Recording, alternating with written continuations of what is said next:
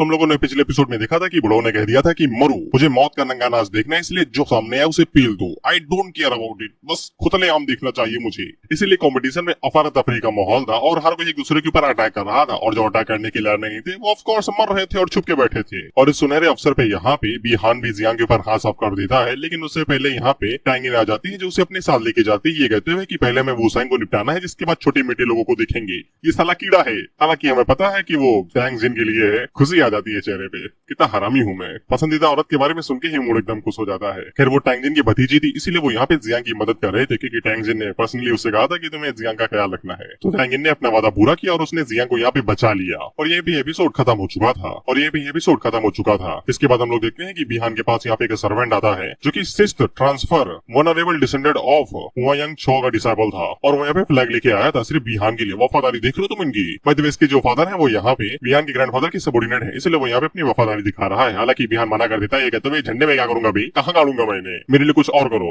और of course ये Jiang का जीना हरामी करना चाहता था। वहीं पे टैंग इनको चिंता हो रही थी कहीं जियांग को ये लपेट न ली, इसलिए वो इसी बारे में सोचती है कि मोहानक्यू और लो यहाँ पे उसकी मदद करे ताकि वो जिंदा बच सके। इसके बाद हम लोग लो को देखते हैं और मोहानक्यू को, और इन लोगों ने यहाँ पे झंडे ढूंढ लिए थे। जियांग में लोगों से ये कहता है कि तुम दोनों यहाँ से तुरंत दफा हो जाओ, साला मैं जा रहा हूँ किसी काम से, मुझे दिखाई न देना रास्ते में। साला महिला मित्र अपने साथ तो फिर अपने से ज्यादा उसकी चिंता करनी पड़ती है। उसी टाइम में लोगों के ऊपर आतिशबाजी हो जाती है, जिससे वो टेबल ही टूट जाता है। जियांग आगे से कहता है कौन हो भी, अभी तक दिवाली भी वापस नहीं है, झंडे लेने के लिए हो तो ले जाओ यार, दोबारा ढूंढ लेंगे, बस पूना खच्चर ना करो यहाँ पे। मोहान की लड़ने के लिए रेडी हो जाती है और ये ड्रैगन निकाल लेती है अपने पास से। खैर ये वही कुत्ता था जो अभी बिहान से मिलके ही आया था और फ्लैग दे रहा था। इन लोगों को इसके बारे में पता था कि यहाँ पे अपनी एबिलिटी को आग के अंदर बदल के उन्हें तीर की तरह फायर कर सकता है। इसके बाद ये करता भी वही और इन लोगों के ऊपर आग की तीर फेंक के मारता है। इस पे जियांग भी आगे से फाइट बैक करता है, ये कहते हुए कि भाई देख कोटा चल रहा है, मारोगे तो मार खाओगे यार, और मैं क्या कर सकता हूँ। और जियांग आगे से पॉइजन टाइप अटैक इस्तेमाल करता है। वो हमें पता है कि वो कीड़ों का इस्तेमाल करता है। ऑथर ने जो भाई हमें सी बनाया है ना, माथे पे लिखवा चुका हूँ मैं। अबे कोई अंधा बंदा बता देगा कि ये पॉइजन नहीं है, but as we know,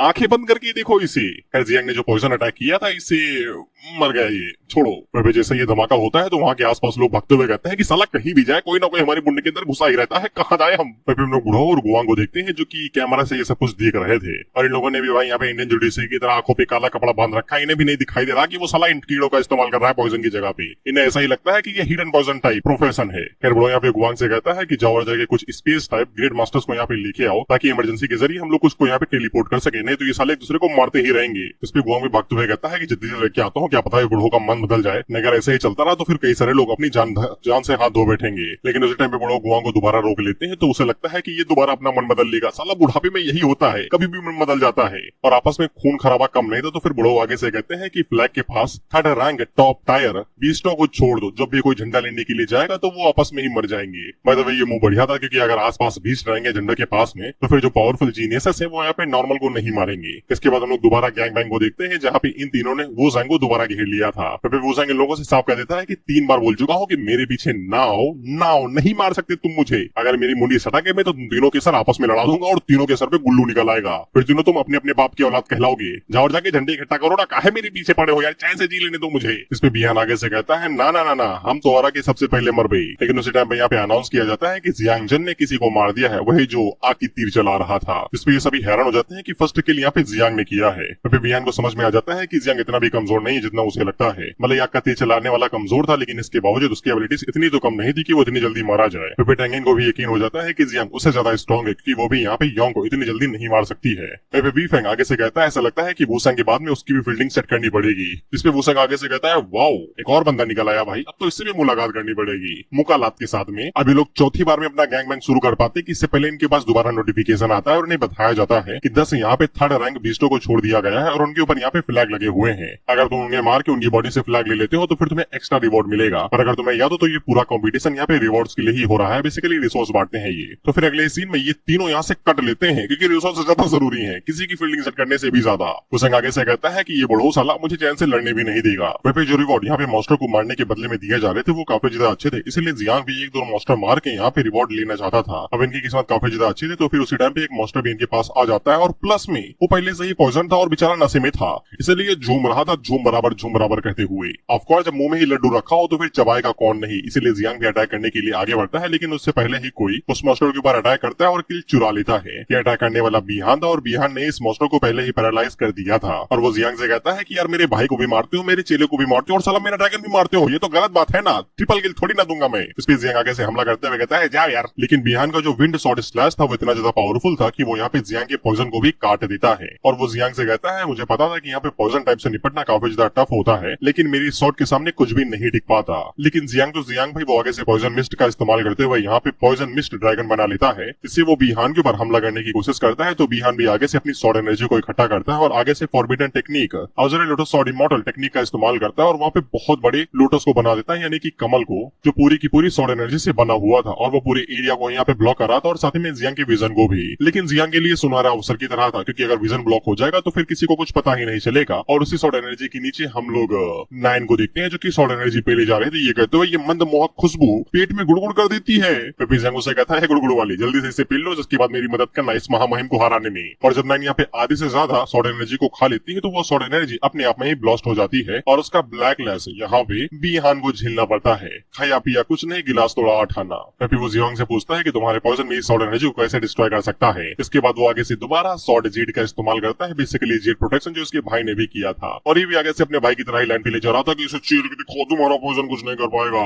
Jiang भी अपनी मन के अंदर सोचता है कि ये सौ फैमिली वाले मरने से पहले नौटंकी करते हैं क्या हर बार इसी तरीके से, या फिर जेड प्रोटेक्शन इस्तेमाल करने पे इनके दिमाग में लूचा पूचा हो जाता है। खैर जो भी हो, वो लू से पूछता है कि तुम्हारे यहाँ पे अर्थ इटर्नल सील्ड इस पूरे एरिया को कवर कर सकती है। इस पे लू आगे से कहती है वो ट्राई करती है, जिसके बाद वो यहाँ पे अर्थ इटर्नल सील्ड का इस्तेमाल करती है, तो वो आधे से ज्यादा एरिया को कवर कर लेती है और साथ में ये बाकी लोगों का विजन भी ब्लॉक कर लेगी, यानी कि कैमरा नहीं देख पाएगा कि यहाँ पे क्या होने वाला है। बिहान उससे पूछता है कि क्या करने का इरादा है, गैंग बैंग तो नहीं करोगा ना मेरे साथ। इस पे जियांग आगे से कहता है don't worry, I already have female version of Snorlax जो कुछ भी खाता है, पोकेमॉन वाला स्नोरलैक्स, माय एनिमल स्पिरिट, खाओ पियो बस पड़े रहो। और वो बिहान से कहता है मैं तुम्हें बताता हूँ कि तुहार भाई कैसे मरन बा। जिस पे बिहान आगे से बम फोड़ते हुए बताता है तुम्हें क्या लगता है कि मेरा जेड प्रोटेक्शन उसके वाले का है, मेरा उससे ज्यादा लेवल का है। जिस पे जियांग भी आगे से यही लाइन फेल देता है कि तुम मेरे पहले वाले वर्जन को देखा है, ये मेरा एडवांस वर्जन है। इसके बाद लिटिल नाइन आगे से अटैक करने के लिए आगे बढ़ती है और जियांग उससे कहता है इसके टुकड़े टुकड़े कर दो और बच्चों में बांट देना। जिसपे नाइन आगे से हमला करने के लिए आगे बढ़ती है और मुझे नहीं पता कि ये लोग अभी तक इसे ह्यूमनॉइड फॉर्म में देख सकते हैं या नहीं। बोला ना ऑथर ने हमारे माथे पे सीच पुआ दिया है। खैर नाइन आगे से तेजी के साथ आगे बढ़ती है और वो जेड प्रोटेक्शन के ऊपर अलग अलग एंगल से हिट मारते हुए उसे कमजोर करने लगती है। फिर इस वाले जेड पेंडेंट की ड्यूरेबिलिटी पिछले वाले से ज्यादा बेहतरीन थी और उसी टाइम पे उस बीस्ट को भी गुस्सा आ जाता है और वो भी जाग उठ के यहाँ बिहान के ऊपर हमला करने के लिए आगे बढ़ने लगता है। इसीलिए जियांग के पास यहाँ पे कोई भी चॉइस नहीं बचती, उसे यहाँ पे अपनी फुल पावर का ही इस्तेमाल करना पड़ता है। जिसके बाद वो यहाँ पे दोबारा पॉइजन मिस्ट ड्रैगन को बनाता है ताकि वो यहाँ पे नाइन को थोड़ा सा और टाइम दे दे उसके जेड पेंडेंट को तोड़ने के लिए। अभी ये बीस्ट तो यहाँ पे खाना ही बनने वाला था छोटे बच्चों के लिए। अभी हम लोग नाइन को देखते हैं जो कि लगातार जेड पेंडेंट के ऊपर अटैक करते ही रहती है और वहीं पे बिहान के पास कोई तरीका ही नहीं था अटैक करने के लिए, क्योंकि उसकी शॉट एनर्जी पूरी तरीके से खत्म हो चुकी थी। अभी जियांग को समझ में आ जाता है कि यहाँ पे बिहान का जो दादा है वो यहाँ पे अपने दोनों पुतों को अलग अलग तरीके से ट्रीट करता है, क्योंकि इसके पास शॉट एनर्जी टेक्निक से और बढ़िया माल है। वही पहले वाले के पास कुछ भी नहीं था। वही धीरे धीरे करके जेड पेंडेंट के ऊपर क्रैक पड़ने लगते हैं और उसी तरीके से यहाँ पे बिहान की थोड़ी थोड़ी चिटकने लगती है, फटने से पहले चिटकती है ना, उसी तरीके से। अभी हम लोग गुआंग को देखते हैं जो कि आगे से यहाँ पे स्पीच टाइप ग्रैंड मास्टर से कहता है कि खड़े क्या हो गई, जल्दी से कुछ करो, उसे यहाँ पे बुलाओ नहीं तो वो साला एक की बलि चढ़ा देगा। तो फिर हम लोग स्पीच टाइप ट्रांसफर को देखते हैं जिसका नाम चेंग युआन था। वो आगे से कहता है कोशिश तो कर रहा हूँ यार, साला वो कुछ दिखाई नहीं दे रहा वहाँ पे कौन सी जगह पे क्या है। अब साला तुक्का थोड़ी ना मार सकता हूँ, तो अपनी एनर्जी इस्तेमाल करो, तुक्का मारो, गलत जगह पे पहुंच गया तो स्पीच टेलीपोर्टेशन। बेसिकली इनका जो टेलीपोर्टेशन वाला सर्कल है वो एक ही जगह पे खुलता है, इसीलिए करेक्ट पोजीशन की जानकारी होनी चाहिए। क्या पता वो जो टेलीपोर्टेशन सर्कल था वो बॉडी के ऊपर ऊपर में आया, पैर रह गए तो पता चले कर्म करने गया था कांड हो गया, सिर्फ ऊपर की बॉडी आई नीचे की वही रह गई, क्योंकि स्पेस पोर्टल के बीच में जो भी आएगा वो दो हिस्सों में कट जाएगा, बिल्कुल डॉक्टर स्ट्रेंज वाले पोर्टल की तरह। फिर लोग गुड़ो को देखते हैं जो कि गुआंग से कहता है क्या फर्क पड़ता है अगर यहाँ पे जेंग गुआओ का बच्चा मर जाता है, यानी कि बिहान। तो फिर गुआंग आगे से बुड़ो से कहता है अगर वो सच में यहाँ पे कुछ ज्यादा इंजर्ड हो जाता है या फिर मारा जाता है तो फिर आप सच में यहाँ पे जेंगाओ के साथ फाइट करने के लिए रेडी है ना। क्या हमारे जियांग जोन के कमांडर को पता है इस बारे में कि आप उसके साथ भिड़ने वाले हैं? मतलब यहाँ पे बुड़ो के पास अथॉरिटी है कि वो यहाँ की इन्फॉर्मेशन को पूरी तरीके से लीक कर सकता है और यहीं पे ही रोक सकता है, लेकिन जैसे ही ये कॉम्पिटिशन खत्म हो जाएगा तो फिर वो इन्फॉर्मेशन बाहर तो चली ही जाएगी ना। यानी कि अगर बिहान मरता है तो फिर उसका दादा बदला लेने के लिए जरूर आएगा और वो सबसे पहले उंगली इन्हीं के ऊपर उठाएगा। इतना चलता है भाई, बड़े बाप की बेटी को कौन भाई प्रोटेक्शन नहीं देगा। अभी बुड़ो भी अपने मन के अंदर यही सोच रहा था कि बिहान की एबिलिटी यहाँ पे एक अच्छी फसल के तरीके है, लेकिन जियांग चन क्या उसे सच में मार सकता है? और उससे बड़ी बात ये भड़वा हमारी नजर क्यों बंद कर रखा है, इतनी सील से हमारे लिए विजन क्यों ब्लॉक किया हुआ है? कौन सा भी मुजरा करके उसे मारेगा भाई?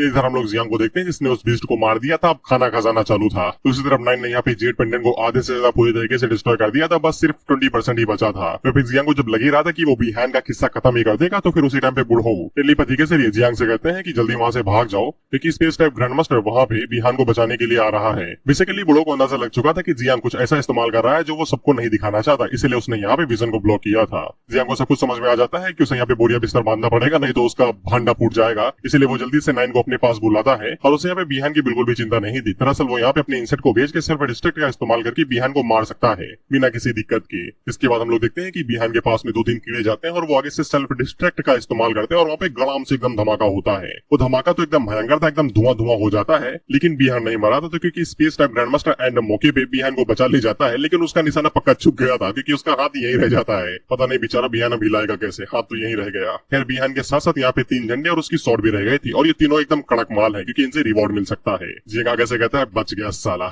चलो लेकिन कम से कम हिला तो नहीं पाएगा। अब इसके हाथ को मैं ट्रॉफी की तरह रख लूंगा। इसके बाद वो बिहान के शॉट को यहाँ पे लू को दे देता है। ये कहता है ये तुम रखो। और भाई तो उसको शॉट क्यों दे रहा है, वो उसका इस्तेमाल भी नहीं कर पाएगा सिवाय बेचने की। और वहाँ पे झंडों को भी बांटा जाता था। बेसिकली झंडों को देख के इन लोगों को रिवॉर्ड मिल सकता है और इनका रिवॉर्ड कुछ 100 मिलियन टाइप में है, यानी कि 1 करोड़ या 2 करोड़ के आसपास। सॉरी 10 करोड़, 100 मिलियन टाइप पता नहीं यार। हालांकि दोनों लड़कियों को यहाँ पे कुछ भी नहीं चाहिए था, लू को शॉट मिल गई उसके लिए इतना ही काफी था। और वहाँ पे मुहान क्यू को बस लड़ाई देखनी थी कि वो संग कैसे पीला जाएगा। दैट्स इट, इतना ही। इसके बाद हम लोग गुआंग को देखते हैं जो कि स्पेस टाइम ग्रैंड मास्टर के ऊपर भड़क रहा था। ये कहते हुए कि तुमने अपने काम ढंग से क्यों नहीं किया, निशाना सही से काहे नहीं लगा, बेचारे का हाथ वही रह गया, वो हिलाएगा कैसे ये बताओ हमें। स्पेस टाइम ग्रैंड मास्टर आगे से कहता है कि यार तू कब मारा था यार, एक तो प्रेशर इतना ज्यादा था, विजन ब्लॉक था, निशाना लगा नहीं पा रहा था, ये तो कोई सही निशाना लग गया, सिर्फ हाथ ही रहा, नहीं तो नुन्नू भी रह जाता, ना बांस रही थी ना बांसुरी। इस पे गुआंग उसे कहता है तू रुक, तुझे बताता हूँ तेरी नौकरी मैं खा जाऊंगा, तू बस रुक। इस पे हम लोग बूढ़ों को देखते हैं जो कि आगे से चिल्लाते हुए कहते हैं चुप रहो तुम दोनों यार। और वो गुआंग के ऊपर चिल्लाते हुए कहता है तुम्हें पता है कि तुम हमेशा के लिए यहाँ पे 5th टायर ट्रांसफर के ऊपर क्यों रुके हुए हो।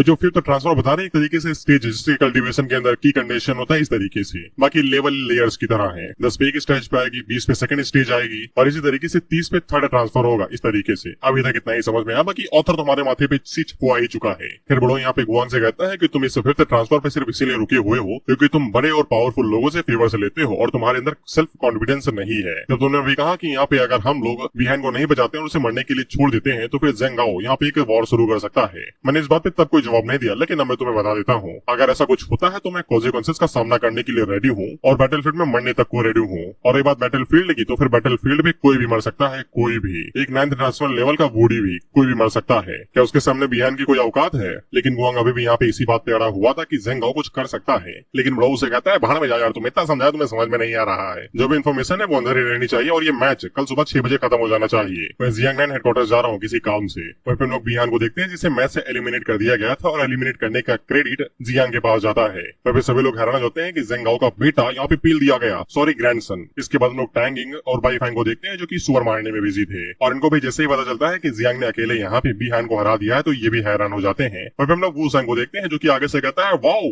Very interesting. इसके बाद हमारी मुलाकात यहाँ पे जियांग लैंड जोन के commander in chief Luann Jinghai से होती है जो कि यहाँ पे बुढ़ो से कहते हैं क्या हुआ भाई, इतनी जल्दबाजी में आ गए, कोई बढ़िया माल लिया है क्या फूकने के लिए। इस पे बुढ़ो सबसे पहले यहाँ पे फॉरबिडन बैरियर लगाते हैं ताकि बात आपस में ही रहे, जिससे डुआन को समझ में आ जाता है कि माल कुछ ज्यादा ही बढ़िया है, इसीलिए बैरियर लगा दिया गया है। वहीं बुढ़ो यहाँ पे डुआन से कहता है उसे कुछ इन्फॉर्मेशन चाहिए क्योंकि वो हिस्ट्री ज्यादा पढ़ता है और वहाँ पे डुआन से पूछता है क्या पॉइजन यहाँ पे मेंटल स्पिरिट को रोक सकता है या फिर तोड़ सकता है। इस पे डुआन आगे से बताता है कि ये थ्योरी के अंदर तो पॉसिबल है लेकिन प्रैक्टिकली करना एक बहुत ही ज्यादा मुश्किल। डुआन हमें यहाँ पे लंबा चौड़ा बताता है कि जो मेंटल स्पिरिट होती है वो सोल एसेंस और थॉट के साथ मिलकर बनाई जाती है जो बहुत ही ज्यादा स्ट्रॉन्ग होती है, इसीलिए अगर उसे पॉइजन के साथ तोड़ना है तो फिर पॉइजन बहुत ज्यादा स्ट्रॉन्ग और एकदम पावरफुल होना चाहिए। और इतना पावरफुल पॉइजन होता ही नहीं है जो इतना पावरफुल हो। बड़ो डुआन से पूछता है क्या तुमने कभी सुना है कि ऐसा कुछ हुआ है। इस पे डुआन आगे से बताता है कि यहाँ तक कि 4th रैंक का पॉइजन किंग भी ऐसा कुछ भी नहीं कर सकता है। और डुआन को पता लग जाता है कि बुढ़ो को कॉम्पिटिशन के दौरान ही कोई पावरफुल पॉइजन टाइप जीनियस मिला है जिसने ये कारनामा कर दिखाया है। और वो बुढ़ो से पूछता है कि तुमने सही से देखा ना कहीं वो कोई पावरफुल वेपन तो नहीं था। पॉइजन के साथ मेंटल स्पिरिट को तोड़ना और रोकना काफी ज्यादा टफ है।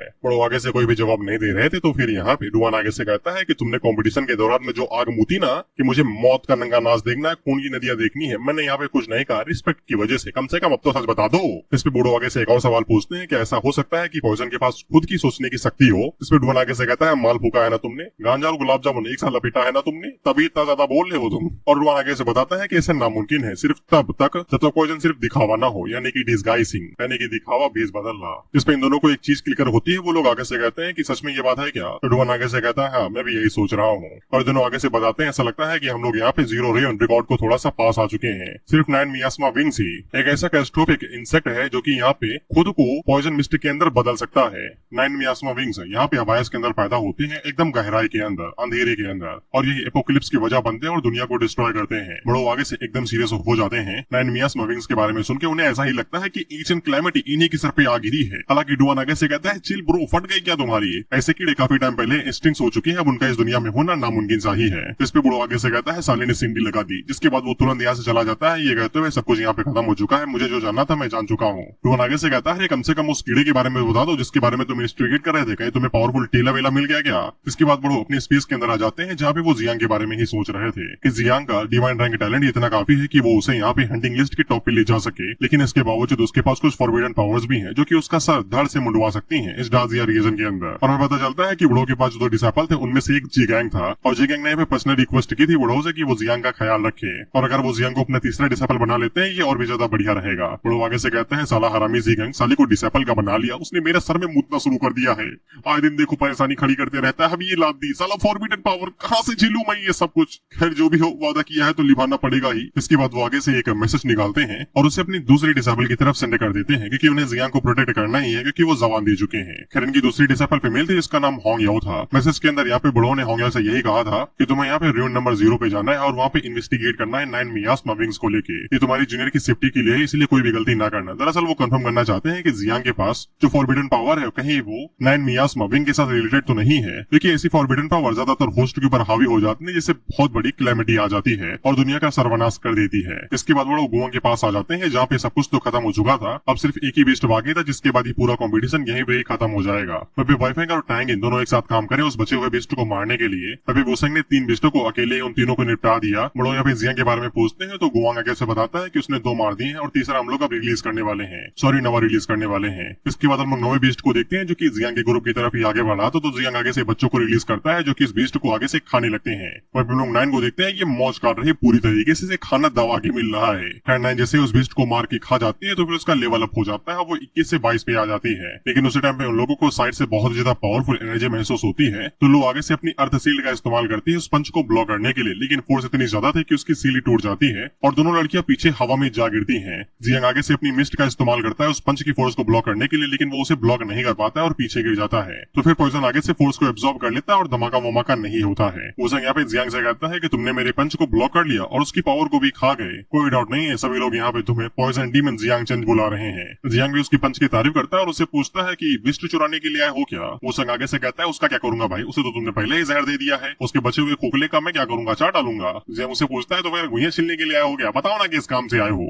इस पे वुसेंग आगे से ऑरा रिलीज करते हुए कहता है कि गला न समझना, बस तुमसे मिलना चाहता हूँ बस। बाकी इसके हाथों को देख के मुझे लगता है कि ये मुलाकात लात घुसों में नहीं बदलेगी। जियांग को भी समझ में आ जाता है कि इससे मुलाकात की जगह पे मुकालात करनी है, इसलिए वो आगे से लड़ने के लिए रेडी हो जाता है और अपने पॉइजन मिस्ट को यहाँ पे रिलीज करता है। तो वुसेंग भी आगे से अपने पंच फोर्स को रिलीज करता है और जब वो सामने की तरफ एक पंच मारता है तो वो फोर्स इतनी ज्यादा पावरफुल थी कि वो जियांग के पॉइजन मिस्ट को यहाँ पे फैला देती है और लगातार आगे बढ़ती रहती है। और वो फोर्स जैसे यहाँ पे जियांग के साथ टकराती है तो जियांग खिसकते हुए पीछे चला जाता है। वह जियांग के आगे टांगे ढीले हो चुके थे और 9 को उसकी चिंता हो रही थी, लेकिन जियांग 9 से कहता है अगर तुम इसकी बॉडी और फ्लैश को निगल लोगी तो फिर तुम्हारा लेवल कई बार बढ़ जाएगा। लेकिन 9 यहाँ पे कुछ अनएक्सपेक्टेड कहती है, वो जियांग से कहती है कि वो वुसेंग को नहीं हरा सकती है, लेकिन वो जियांग के लिए मरने को रेडी है। वह जब जियांग पीछे मुड़ के 9 की तरफ देखता है तो वो पहली बार काफी ज्यादा घबराई हुई थी। इससे जियांग को समझ में आ जाता है कि वो यहाँ पे 9 को लड़ने नहीं दे सकता है, अब यहाँ पे सिर्फ सेल्फ डिस्ट्रक्शन ही लास्ट ऑप्शन बचा है। जियांग 9 से कहता है अगर तुम लड़ नहीं सकते हो तो फिर सब जाओ, मेरे पास कुछ अपने तरीके हैं। जियांग यहाँ पे 9 को मरने नहीं दे सकता, इन्हें तो सब कुछ खत्म हो जाएगा भाई, रिप्रोडक्शन कौन करेगा भाई बच्चों का, अगर वो ही खत्म हो जाएगी। फिर जियांग के आगे टाले ढीले हो चुके तो वुसेंग उससे कहता है थक गया क्या भाई, तुम्हें देख के तो बिल्कुल भी नहीं लगता कि तुमने 100 हैंड को हराया होगा, सॉरी बी हैंड को हराया होगा। जियांग उससे कहता है अभी पता चल जाएगा। जिसके बाद वो आगे से यहाँ पे लाइफ क्रिएशन टैलेंट का इस्तेमाल करता है और जड़ों को कंट्रोल करते हुए वुसेंग को चारों तरफ से कवर कर लेता है। लेकिन वुसेंग इससे बिल्कुल भी हैरान नहीं था, वो आगे से कहता है डिवाइन टैलेंट वाओ, और वो जियांग से कहता है कि इसी तरीके से तुमने यहाँ पे बी हैंड को हराया था ना, उसे सील्ड के अंदर फंसा के। तभी हम लोग गुआंग को देखते हैं जो कि बुढ़ो से कहता है कि साले ने दोबारा हमारे विजन को ब्लॉक कर लिया है। बुढ़ो आगे से कहता है ये मरवाएगा मुझे। पर फिर गुआंग को ऐसा लग रहा था कि जब वुसेंग और जियांग भिड़ेंगे तो सब कुछ एकदम नॉर्मल रहेगा, कोई दिक्कत नहीं है। लेकिन बुढ़ो आगे से कहते हैं जियांग को बचाओ भाई, वो मेरा ही डिसेबल होने वाला है। इस पे गुआंग आगे से कहता है कि अब आप बीच में उंगली नहीं कर रहे हैं। इस पे बुढ़ो आगे से कहता है तुम चुप रहो यार। वुसेंग यहाँ पे 46 लेवल पे, वो भी जियांग चेन सिर्फ 26 लेवल पे है, दोनों के बीच में कोई कंपैरिजन ही नहीं है। हालांकि वो बस यहाँ पे जियांग को बचाना चाहते हैं और कुछ भी नहीं। अब इसके बाद हम लोग जियांग को देखते हैं जो कि यहाँ पे अपने कीड़ों को रिलीज करता है। इस पे वुसेंग तो हैरान होता है कि ये साला यहाँ पे कीड़े भी बना सकता है क्या जड़ों के अलावा, और वो जियांग से कहता है कि अच्छा ये है तुम्हारी रियल पावर। तो फिर वूसेंग भी यहाँ पे अपनी रियल पावर को रिलीज करता है। ये कहते हुए पहाड़ों को हिला दो, समुद्र में बदल दो। इसके बाद जियांग यहाँ पे कीड़ों को कंट्रोल करते हुए वूसेंग के चारों तरफ फैलाने लगता है ताकि वो उसे सेल्फ डिस्ट्रैक्ट कर सके। लेकिन हम लोग वूसेंग को देखते हैं जो कि आगे से माउंटेन स्ट्राइक पिक्स का इस्तेमाल करता है और जमीन के ऊपर धड़ाधड़ पंचेस मारने लगता है। तो जमीन के अंदर जो फोर्स जा रही थी वो वापस बाहर भी आ रही थी, जिससे वो कीड़े यहाँ पे मारे जा रहे थे। बेसिकली अर्थ स्पाइक की तरह ही समझो, जमीन से पावर निकल रही है। इसी बीच जियांग को यहाँ पे मौका मिल जाता है और वो दो कीड़े यहाँ पे वूसेंग के पास भेजता है और मौका मिलते ही वहाँ पे उन्हें सेल्फ डिस्ट्रैक्ट कर देता है, जिससे वहाँ पे तगड़े धमाके होते हैं। लेकिन वूसेंग को इससे कुछ भी नहीं होता। वो धुएं से एकदम हीरो की तरह बाहर निकलता है और जियांग से कहता है मुझे पता था तुम इसी तरीके से 100 बिहान को हराओगे, लेकिन मैं उसके जैसा बिल्कुल भी नहीं हूँ। इसके बाद वो आगे से जियांग के ऊपर हवा में ही पंचेस मारने लगता है, लेकिन उसकी पंचेस की फोर्स जियांग के ऊपर जब आती है तो वो बिल्कुल एंटी ग्रेविटी की तरह जियांग के ऊपर फोर्स डाल रहे थे, जिससे वो लगातार नीचे की तरफ दबते जा रहा था। वह जो वूसेंग है वो वुडी का डिसेंडेंट है और वुडी का लेवल इतने समय यहाँ पे 9th ट्रांसफर रैंक का है, यानी कि उसका लेवल कम से कम 90 के आसपास होगा। वह जियांग ने यहाँ पे 2 कीड़े फोड़े, लेकिन वूसेंग को उससे कुछ भी नहीं हुआ, साले को खरोच तक नहीं आए। इसलिए जियांग को यहाँ पे अपने जितने भी कीड़े हैं उन सभी को रिलीज करना पड़ेगा ताकि वो मास डिस्ट्रक्शन कर सके। इसी तरीके से वो यहाँ पे जी सकता है या फिर उम्मीद है। इसीलिए वो शुरुआत में सबसे पहले 10 कीड़ों को फोड़ता है, जिससे वूसेंग तुरंत पीछे हटता है और जियांग मौके की तलाश में तुरंत अपनी जड़ों को कंट्रोल करते हुए यहाँ पे वूसेंग को पकड़ने की कोशिश करता है। लेकिन वूसेंग आगे से हाथ के एक झोंके से ही यहाँ पे उन जड़ों से एकदम साइड में कर देता है, जैसे कि हवा मार दी हो। मक्खी मच्छर नहीं भगाते हम लोग, बिल्कुल वैसे। और वो जियांग से कहता है कि बैटल खत्म हो चुका है, अब इसकी और ज्यादा जरूरत नहीं है। इस पे जियांग आगे से कहता है ए रे अमरेंद्र बाहुबली, इका का मतलब बा। इस पे वूसेंग आगे से कहता है कि तुम मेरे लिए एक वर्दी अपोनेंट हो, तुमने मुझे मजबूर किया अपनी 80% पावर इस्तेमाल करने के लिए। मैं तुमसे दोबारा लड़ने के लिए वापस आऊंगा जब तुम और ज्यादा स्ट्रॉन्ग हो जाओगे। भड़वे वो पहले से ही 26 लेवल पे और तू 46। एक चीटी को मसलने के बाद अगर तू उससे कहेगा कि तू बाहुबली है तो वो चीटी तेरी बुंड में ही काटेगी ना। लेकिन जियांग आगे से कहता है कि तुमने तो कहा था कि तुम अपनी जिंदगी शर्त पे लगा रहे हो, तो फिर तुम मुझे ऐसे ही जाने दोगे सिर्फ अपने लिए एक वर्दी अपोनेंट ढूंढ के? ए रे पागल, जान बची तो लाखों पाए, लौट की बुद्धू घर को आए। सड़क पे नहीं लेटते वो कुचलने के लिए, काहे अपन जिंदगी दाव पे लगा रहे हो? छोड़ रहा है तो जाने दो उसे। तो वो आगे से जमाई लेते हुए कहता है फक ऑफ, मैं जा रहा हूँ सोने, तुम बाढ़ में जाओ, मुझे कोई फर्क नहीं पड़ता। जियांग उससे कहता है कि तुम मुझे फर्स्ट प्लेस दे रहे हो। वो आगे से कहता है फक ऑफ, मैंने कहा ना मुझे सोना दो बस, मैं थक चुका हूँ, नींद जरूरी है मेरे लिए। रिसोर्स गए तेल लेने। इस पे जियांग को चिड़न होती है, वो आगे से चिल्लाते हुए कहता है ठीक है सारी रिसोर्स ले लूंगा, पी जाऊंगा मैंने घोल के। इसके बाद हम लोग गुआंग और वहां पे साथ ही में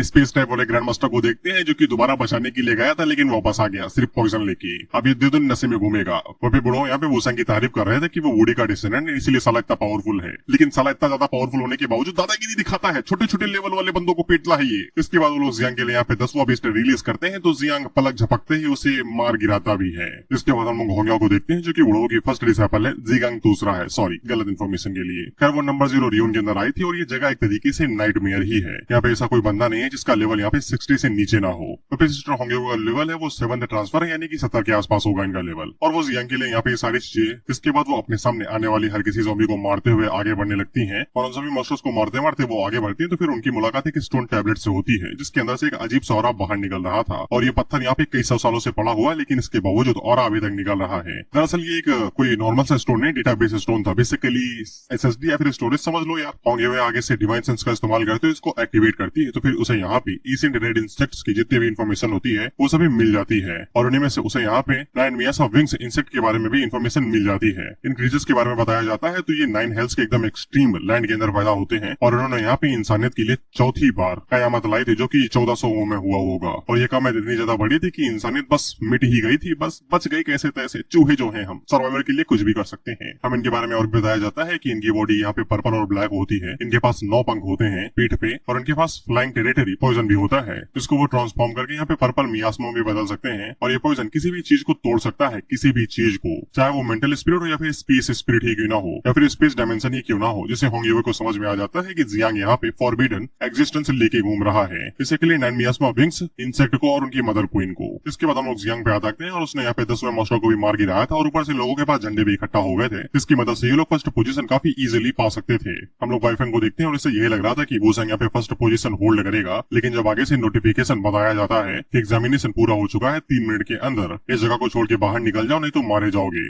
तो फिर जियांग इस मौके का फायदा उठाता है और वो अपने बच्चों को रिलीज कर देता है, ये कहते हुए अंदर की तरफ जितने भी मॉन्स्टर पड़े हुए हैं उन सभी को खा लो, ये तुम्हारे लिए ही फायदे का रहेगा। जिसके बाद हम लोग बीहान को देखते हैं और इसका हाथ सच में कट गया था। अभी मन के अंदर सोचता है कि मैं अपने दादाजी को अपनी शकल कैसे दिखाऊंगा। इसके बाद हम लोग ब्लो को देखते हैं, जो कि उन लोगों से कहते हैं कि जो भी प्रमोट हुए हैं वो सभी मेरे साथ फॉरबिडन जोन ट्रायल के अंदर चलेंगे। वो सभी लोग फॉरबिडन जोन ट्रायल का नाम सुन के काफी ज्यादा घबरा जाते हैं, क्योंकि हुजिया के अंदर यहाँ पे टोटल 8 फॉरबिडन जोन्स हैं, जिनमें से हर एक फ्लोर पे एकदम ट्रेजर तो एकदम भरमार से भरे पड़े हैं, एकदम रिसोर्स की कमी नहीं है यार वहाँ, लेकिन समस्या खतरा है। पलक झपकते ही मौत से टक्का से सामना हो सकता है, इसलिए ये सभी लोग घबराए हुए थे। हालांकि इन्हें यकीन था कि जब तक बुढ़ो इन लोगों के साथ है तब तक इन्हें कुछ भी नहीं होगा, लेकिन समस्या ये थी कि बुढ़ो हम लोगों को कंधे पे थोड़ी ना बिठा के लेके जाएगा। तो बुढ़ो आगे से अपनी स्वॉर्ड बाहर निकालता है और होंग युए ने इसे बता दिया था कि जियांग यहाँ पे सच में फॉरबिडन 9 विंग्ड मियास्मा को लेके घूम रहा है, जो सरदर्दी की बात हुई। जिसके बाद वो आगे से अपनी स्वॉर्ड का इस्तेमाल करता है और जमीन को खटाखट गाजर मूली के तरीके काट देता है। इसके बाद वो अपनी स्वॉर्ड को ऊपर फेंकता है और उसे बड़ा कर देता है, जिससे कि कल्टीवेटर इस्तेमाल नहीं करते हैं अपनी स्वॉर्ड का इस्तेमाल उड़ने के लिए। बुढ़ो बिल्कुल वही करता है और वो इस पूरी जगह को जितना उसने काटा था उसे उखाता है और स्वॉर्ड के ऊपर लाद के उड़ते हुए आगे बढ़ने लगता है फॉरबिडन जोन के लिए। तो ये सभी लोग एकदम एक्साइटेड हो जाते हैं कि बुढ़ो ने इन्हें एकदम ड्राइव ही दे दी, ये कहते हुए कि चलो गाड़ी तेरा भाई चलाएगा। जियांग इन दोनों से पूछता है कि तुम लोगों को मैंग मार्स फॉरबिडन जोन के बारे में क्या क्या पता है, सब उगल दो। ये दोनों आगे से हाथ खड़े कर देती है, कहते हुए भाईजान हम नहीं जानते। लेकिन मोहन क्योंकि ग्रैंडफादर ने उसे एक बार बताया था यूएनमिंग मार्स फॉरबिडन जोन भले यहाँ पे डेंजर लेवल में सबसे कम आता है, लेकिन ये सबसे ज्यादा पेचीदा होता है, क्योंकि यहाँ पे छुपे हुए खतरे नहीं होते हैं, लेकिन परेशानी और दिमाग को घुमा देने वाले कई सारे स्पेस पॉकेट्स और टाइम डायमेंशंस होते हैं। इस रीजन के अंदर यहाँ पे अनगिनत डायमेंशन फ्रेगमेंट्स जो कि बबल की तरह है, जो एक दूसरे से कनेक्टेड तो है, लेकिन ये प्रोसेस को काफी ज्यादा पेचीदा बना देते हैं। कहीं पे समय कम होता है, कहीं पे समय तेज होता है, इसलिए ये पूरा स्पेस यहाँ पे एकदम अर्थ से भी बड़ा माना जाता है। अगर एक बार भटक गए तो हमेशा के लिए खो गए। जियांग आगे से पूछता है कि यहाँ की समय धारा कैसे चलती है बाहर के मुकाबले में। मोहन की आगे से बताती है कि यहाँ की समय धारा बाहर की दुनिया से एकदम अलग होगी। एक बार एक बंदा गांजा हुए की इस फ्रेगमेंट के अंदर घुस गया था एकदम डिटरमाइंड माइंडसेट के साथ में कि वो साला बाहर निकलेगा, एकदम फुल प्रूफ गंजेड़ी बन के ही निकलेगा। तो फिर वो जब वो बाहर निकला तो फिर वो यहाँ पे 7th ट्रांसफॉर्म सील्ड किल बन चुका था, लेवल कम से कम 70 के आसपास होगा। उसके हिसाब से उसने फॉरबिडन जरिए के अंदर कम से कम 200 साल बिताए थे, लेकिन जब वो बाहर निकला तो हम लोगों के लिए सिर्फ 2 ही घंटे हुए थे। जैसे कि मोहन क्योंकि ग्रैंडफादर भी अंदर एक्सप्लोर करने के लिए गए थे, वो रास्ता भटक के 3 दिन के लिए गायब हो गए थे, लेकिन जब वो बाहर निकले तो फिर उनके लिए 3 साल बीत गए थे। इससे जियांग को समझ में आ जाता है कि यहाँ पे घुसने का यही मतलब है कि तुम भंगवार मरो से।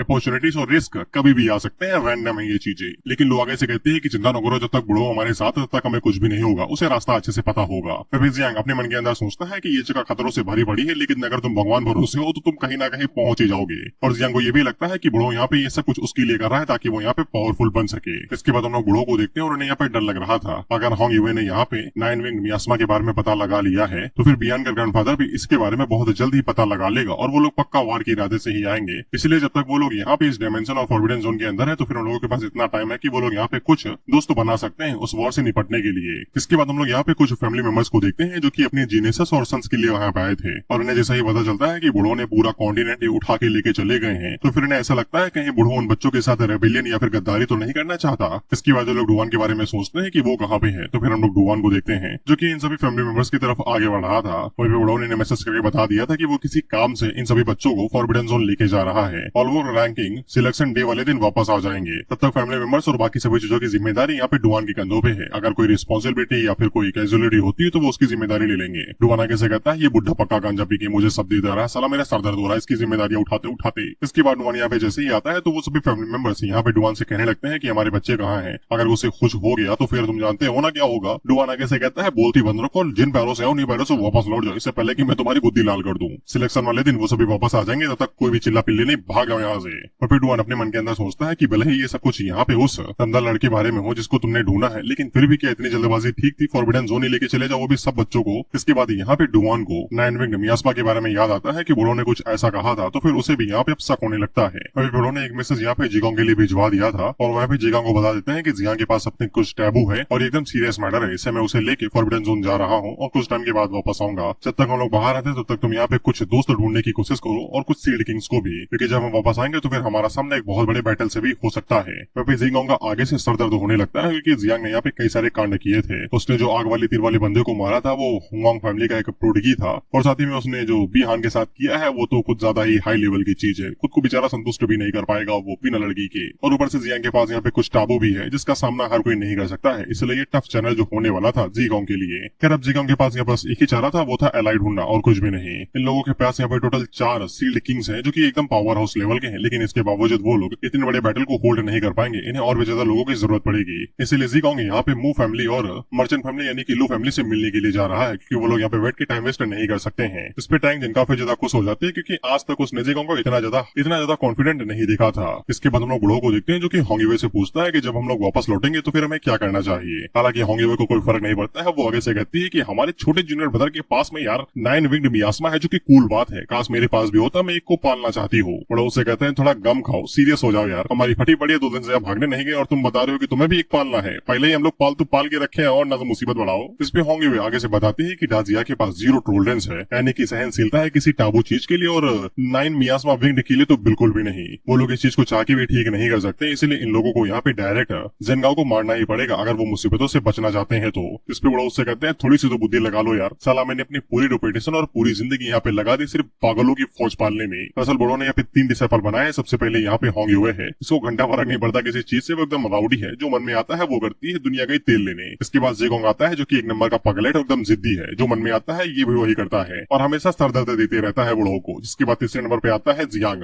ये भी 1 नंबर का जिंदी और एकदम बेवकूफ है, जीरो टॉलरेंस से किसी चीज को लेके और कहीं भी माथा फोड़ देता है और कहीं की मुसीबत कहीं भी पेल देता है। तो फिर होंगे वे बड़ों से पूछते हैं कि आप जियांग को बचाने के लिए इतना ज्यादा कोशिश क्यों कर रहे हैं, इतना तो किसी के लिए नहीं करते आप। बड़ों आगे से बताते हैं मुझे ये बताओ, जब मैंने तुम्हें अपने डिसेबल बनाया था तो तुमने क्या पहना था, सिर्फ एक रेड आर्मर। मुझे लगा कि ये मजेदार चीज है और मैंने तुम्हें अपने डिसेबल बना लिया। जीगेंग के साथ भी यही मामला था, उसने तो बड़ों को ठरकी ही समझ लिया था। वो हर एक क्लब के सामने बाहर खड़ा रहता था कि ये बुड्ढा जहां दिखेगा वहीं पकड़ लूंगा। और जब सब फैमिली यहाँ पे जानबूझ के और एकदम फोर्सफुली टैंगजिन की शादी करने वाली थी तो फिर जीगेंग सीधा उसे रोकने के लिए चला गया था और तब यहाँ पे बड़ों ने अपनी जिंदगी दांव पे लगा दी थी सिर्फ उन दोनों की लाइफ बचाने के लिए। कहता कि वो उस टाइम पे इतने ज्यादा सीरियस थे कि वो किसी को भी 2 हिस्सों में काट सकते थे बिना किसी दिक्कत के। और यही फीलिंग जियांग के लिए भी है, ये बदलती नहीं है। अगर वो होंगे से मिले या फिर जीगैंग से, जब भी वो जियांग से मिलते हैं तो फिर उन्हें एकदम सेम ही फीलिंग महसूस होती है। अगर जियांग उनका डिसेबल है तो फिर वो उसे बचाने के लिए कुछ भी करेंगे। जिसपे होंगे वे बड़ों से कहती है हमें पता है कि आप बाहर से पत्थर दिल हो लेकिन अंदर से एकदम मुलायम हो, एकदम खीर की तरीके। आप अपने डिसेबल को बचाने के लिए कुछ भी करेंगे। बड़ों आगे से कहते हैं मक्खन न लगाओ, काम की बात बताओ कि हम लोग उसे कैसे बचा सकते हैं। जिसपे होंगे वे आगे से बताती है अगर उन लोगों को यहाँ पे जियांग को बचाना है तो फिर सिर्फ इसका एक ही रास्ता है और वो है ग्रेट जिया हाईएस्ट मिलिट्री कमांडर को अपनी साइड करना, दी सुप्रीम इनविंसिबल हुसैन के ग्रैंडफादर दी मार्शल गॉड जियांग जुआनजी। इसके बाद हम लोग एक बैटलफील्ड को देखते हैं और पता नहीं ये किस जाति के साथ भिड़ रहे थे लेकिन बड़ों काफी ज्यादा पावरफुल थे और एक पंच मार के वहाँ पे सभी लोगों को मार देते हैं। और ये वो इनविंसिबल जुआनजी है जो आगे से चीखते हुए कहते हैं अगर कोई भी यहाँ पे ग्रैंड जिया के ऊपर हमला करने की कोशिश करेगा तो उसकी लाश यहाँ से बाहर जाएगी। अभी पहले मैंने यहाँ पे बूटी का डिसेंडेंट बताया था लेकिन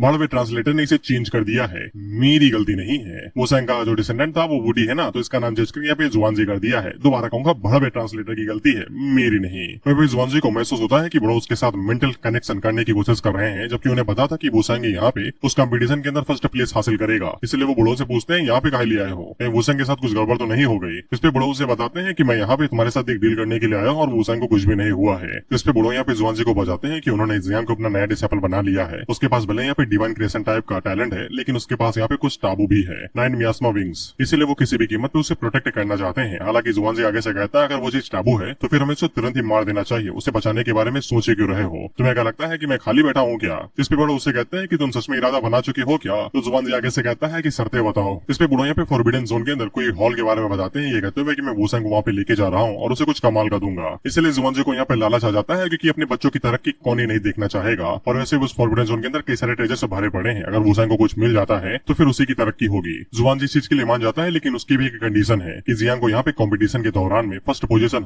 हासिल करनी पड़ेगी, लेकिन वो यहाँ पे 9 मियास्मा विंग्स का इस्तेमाल नहीं करेगा। और अगर वो यहाँ पे फर्स्ट पोजीशन हासिल नहीं कर पाता है तो फिर यहाँ पे जुआनजी उसे बैटलफील्ड में फेंक देगा, जहाँ पे अगर जियांग जिंदा रहता है तो जिंदा रहेगा, नहीं तो मारा जाएगा। बड़ों को ये चीज मंजूर नहीं थी लेकिन उनके पास और कोई चॉइस भी नहीं थी। अगर उन्हें जियांग की जान बचानी तो फिर उन्हें इस कंडीशन के लिए हाँ कहनी ही पड़ेगी, क्योंकि जियांग को बैटलफील्ड में भेजना ज्यादा अच्छा रहेगा यहाँ पे जनरल साओ के हाथों मरने से। वहीं बियान का ग्रैंडफादर फिर जुआनजी अपने मन के अंदर सोचता है कि इस तरीके की एसिड एक्सटॉकिक स्पीसीज इस एरा के अंदर कभी भी एक कैलेमिटी नहीं ला पाएगी। और ऊपर से ग्रेट जिया के अंदर अभी तक यहाँ पे 3 ही डिवाइन लेवल के टैलेंट्स है और जियांग चौथा है, लेकिन उसका क्रिएशन टाइप ही है जो यूजलेस एक तरीके से। अगर वो अपने यहाँ पे 9 मियास्मा विंग्स इंसेक्ट का इस्तेमाल ना करे तो फिर वो कभी भी यहाँ पे फर्स्ट पोजीशन हासिल नहीं कर सकता और वो पोजीशन वुसेंग को मिल जाएगी। और अगर किस्मत से वो यहाँ पे फर्स्ट पोजीशन हासिल कर भी लेता है तो जुआनजी यहाँ पे किसी भी इविल स्पिरिट को इस दुनिया के अंदर मिटा देंगे अगर वो कुछ उल्टा सीधा काम करती है तो। इसके बाद हम लोग इन लोगों को देखते हैं जो कि यहाँ पे फॉरबिडन जोन के अंदर आ गए थे, जहाँ पे बड़ों का ऑरा ही इन लोगों को आगे बढ़ाते लेते जा रहा था। और इस पूरी रियलम के अंदर टोटल 9 लेयर्स हैं, सॉरी 10 लेयर्स हैं, जिनमें से 9 और 10 सबसे ज्यादा सेफ्टी हैं। और जैसे जैसे लेयर्स का नंबर बढ़ता जाएगा वैसे वैसे खतरा भी बढ़ता जाएगा। जितना ज्यादा वो गहराई में जाएंगे उतने ज्यादा चांस बढ़ते जाएंगे कि वो लोग यहीं पे ही खो सकते हैं। इसलिए लोग पलटी मार के यहीं पे ही बैठ जाते हैं क्योंकि ये खुली आंखों से भी भटक सकते हैं, तो ये अपनी स्पिरिचुअल सेंस का इस्तेमाल करेंगे रास्ते को देखने के लिए। जब जियांग यहाँ पे ध्यान लगाता है तो फिर उसके दिमाग के अंदर ट्री ऑफ ऑल थिंग्स आ रहा था, बेसिकली क्रिएशन ट्री, जिसको हम लोगों ने पहले भी देखा है और वो किसी तरफ आगे बढ़ते जा रहा था। तभी जियांग की नजर उस पेड़ के ऊपर एक फल के ऊपर पड़ती है और जियांग अपने मन के अंदर सोचता है कि इसके ऊपर फल कब से उगाया, लेकिन जब वो उस फल को चेक करता है तो फिर उसे पता चलता है कि उसे यहाँ पे फंक्शनल रेड फ्रूट मिला है, जो कि और कुछ नहीं बस एक कॉपी एबिलिटी कार्ड है। इसकी मदद से वो किसी इंसान की एक एबिलिटी कॉपी कर सकता है। हालांकि उसे 3 घंटे के अंदर इसका इस्तेमाल करना पड़ेगा, नहीं ये कार्ड यहीं पे ही गायब हो जाएगा। 3 घंटे के बाद इसका कोई फायदा नहीं है। वह जियांग को काफी अच्छे से पता था कि उसे यहाँ पे कोई ऐसा बंदा चूज करना पड़ेगा जिसके पास टॉप टायर एबिलिटी हो, नहीं तो उसकी ये एबिलिटी पूरी तरीके से खराब हो जाएगी। और जियांग इसी बारे में सोच रहा था कि वो उसे किसकी एबिलिटी कॉपी करनी चाहिए। उसी टाइम में हम लोग देखते हैं कि बुढ़ो यहाँ पे आ जाते हैं, जो कि सभी लोगों को बताते हैं कि वो लोग फॉरबिडन लेयर की 6th लेयर पे आ चुके हैं, जिसको टाइजोरियलम कहा जाता है और उन लोगों के सामने ही टाइजोरियलम का पैलेस है। तभी जियांग की नजर यहाँ पे बुढ़ो के ऊपर पड़ती है और उसे याद आता है कि बुढ़ो उसे एक मूव सिखाने वाले थे, लेकिन उसने मना कर दिया। इसलिए जियांग अपने मन के अंदर सोचता है अगर वो यहाँ पे बुढ़ो की एबिलिटी कॉपी कर लेगा तो ये उसके लिए एक अर्लियर लेसन की तरह हो जाएगा। टाइजो पैलेस तक पहुंचने के लिए इन लोगों को यहाँ पे सीढ़ियां चढ़ के जाना पड़ेगा। अब सीढ़ियों के ऊपर प्रेशर रहता है और जो भी लोग इसे पार कर जाते हैं तो कई सारे लोग यहाँ पे पावरफुल रिवॉर्ड्स और सील्ड किंग भी बन जाते हैं। सील्ड किंग वैसे टाइटल है जो कि यहाँ पे कुछ फैमिलीज को दिया जाता है जो काफी ज्यादा पावरफुल है, जैसे कि जियोंग और योंग युए, ये दोनों यहाँ पे सील्ड किंग है, बस लेवल मुझे नहीं पता। वहीं पे लोगों को ये भी पता चलता है कि इस पैलेस के अंदर आज तक कोई भी नहीं गया है, किसी के अंदर इतना कूदा ही नहीं था कि वो ये सभी सीढ़ियां चढ़ के यहाँ पे हॉल के अंदर जा सके। बुढ़ो उन लोगों से कहता है कि यही उन लोगों का रिवॉर्ड है और यहीं से ही कॉम्पिटिशन खत्म हो जाएगा अभी के लिए। और बुढ़ो उन लोगों से कहता है कि खड़े क्या हो भाई, जाओ चढ़ाई शुरू करो। इस पे सभी लोग भागते हुए जाने लगते हैं और उन्हीं में से लू भी थी, लेकिन जियांग उसे रोक लेता है ये कहते हुए कि तुम रुको। इसके बाद वो पीछे का चेहरा दिखाते हुए कहता है कि ये लोग नहीं जा रहे, इसका मतलब हम भी नहीं जाएंगे। इस पे लोग यहाँ पे बैठ के मेडिटेट करने लगते हैं और ये यहाँ पे अपनी लिमिट सेट कर रहे थे कि ये कितना आगे बढ़ेंगे। बेसिकली खुद की पावर के ऊपर डिपेंड करता है कि तुम कितना चढ़ पाते हो। ज्यादा जोर दोगे तो फिर तस्वीर भी फट सकती है। फिर बूढ़े लोगों के पास आता है और वो इनसे कहता है बुरा नहीं है, आराम से बैठ के करो, कोई दिक्कत नहीं है, आराम से चढ़ाई कर देना। फिर जियांग आगे से अपनी कॉपी एबिलिटी कार्ड का इस्तेमाल करता है और वो मन के अंदर बस यही दुआ करता है कि बुढ़ो ने उसे झूठ ना बोला हो, उसके पास कम से कम यहाँ पे हेवन स्प्लिटिंग ब्लेड टेक्निक हो। जब जियांग यहाँ पे आगे से कार्ड इस्तेमाल करता है तो एबिलिटी सच में यहाँ पे कॉपी होने लगती है, यानी कि बुढ़ो ने झूठ नहीं बोला। अब यहाँ पे एक चीज भी है कि जो एबिलिटी कॉपी होगी वो अपग्रेडेड रहेगी या फिर डाउनग्रेडेड, ये किस्मत के ऊपर डिपेंड करता है। इसके बाद यहाँ पे कॉपिंग प्रोसेस जैसे जैसे बढ़ती जाती है तो हम लोग देखते हैं कि जियांग यहाँ पे अलग ही समय में चला जाता है। बेसिकली वो सपनों की दुनिया के अंदर चला जाता है जहाँ पे वो प्रैक्टिस करेगा। इसको तुम एक तरीके से VR वर्ल्ड समझ लो, वर्चुअल रियलिटी। क्योंकि जियांग यहाँ पे जब बूढ़ों को देख रहा था तो फिर वो बूढ़ों में खुद ही बदल जाता है। इसके बाद जियांग की ट्रेनिंग यहाँ पे शुरू होती है। 10 साल बीत जाते हैं, 20 साल बीत जाते हैं, 40 साल बीत जाते हैं और इसी तरीके से और भी कई सारे साल बीत जाते हैं और जियांग आखिरकार जाके यहाँ पे हेवन स्प्लिटिंग ब्लेड टेक्निक को सीख लेता है। और जब वो एक बार में स्लैश मारता है तो वो जमीन के साथ साथ यहाँ पे आसमान को भी चीर देता है।